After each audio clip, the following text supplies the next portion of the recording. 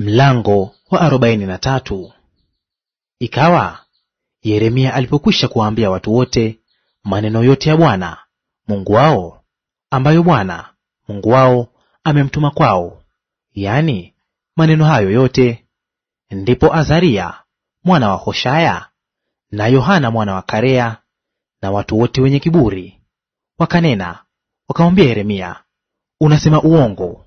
Bwana Mungu wetu hakukutuma useme, msiende Misri kukaa huko, bali Baruku mwana wa Neria akushawishi kinyume chetu, ili kututia katika mikono ya Wakaldayo, ili watuue na kutuchukua mateka mpaka Babeli.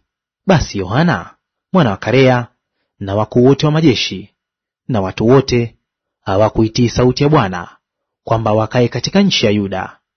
Lakini Yohana mwana wa Karea na wakuu wote wa majeshi wakawatoa wote waliosalia wa Yuda, waliokuwa wamerudi kutoka taifa zote walikofukuzwa, wakae katika Yuda, wanaume na wanawake na watoto na binti za wafalme, na kila mtu ambaye Nebuzaradani amiri wa askari walinzi amemwacha, pamoja na Gedalia mwana wa Ahikamu mwana wa Shafani, pia na Yeremia nabii na Baruku mwana wa Neria.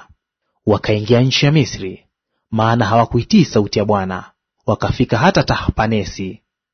Ndipo neno la Bwana likamjia Yeremia huko Tahpenesi kusema, twaa mawe makubwa mikononi mwako, ukayafiche ndani ya chokaa ya kazi ya matofali penye maingilio ya nyumba ya Farao huko Tahpanesi, machoni pa watu wa Yuda.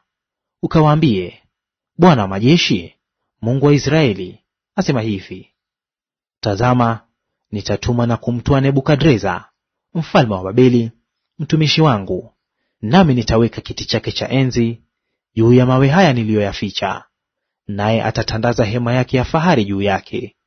Naye atakuja na kuipiga nchi ya Misri. Watu walioandikiwa kufa watakufa, nao walioandikiwa kuwa mateka watakuwa mateka, nao walioandikiwa kupigwa kwa upanga watapigwa kwa upanga. Nami nitawasha moto katika nyumba za miungu ya Misri na kuziteketeza na kuwachukua mateka. Naye atajipamba kwa nchi ya Misri kama vile mchungaji avaavyo nguo zake, naye atatoka huko na amani. Naye atazivunja nguzo za Beth-Shemeshi iliyoko huko katika nchi ya Misri, na nyumba za miungu ya Misri ataziteketeza.